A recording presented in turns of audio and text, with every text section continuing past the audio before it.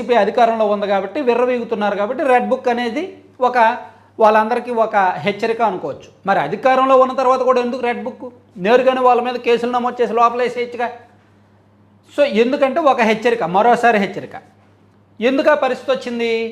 ఉదాహరణకు వైఎస్ఆర్ కాంగ్రెస్ పార్టీలో ఈ మధ్య ఈ 15 రోజుల నుంచి కూడా తెగింపు వచ్చింది. ఖచ్చితంగా వైసీపీ వాళ్ళు గతంలో ఉన్నట్టు ఇప్పుడు లేరు. ఓడిపోయిన తర్వాత తొలి 6-7 నెలల్లో ఉన్న బాధ వాళ్ళలో ఇప్పుడు లేదు. ఇప్పుడు తెగింపు వచ్చింది. ఎంతగా వచ్చిందంటే తోపుదుర్తి ప్రకాష్ రెడ్డి గారు చూడండి, ఓడిపోయిన తర్వాత ఇన్నాళ్ళు సైలెంట్గా ఉన్నాడు. మొన్న స్థానిక సంస్థల ఎన్నికల సందర్భంగా ఆయన నేరుగా పోలీస్ స్టేషన్కే వెళ్ళి పోలీసుల మీద రివర్స్ అయ్యారు. సో ఆ వీడియో మొత్తం సోషల్ మీడియాలో వైరల్ అవుతుంది.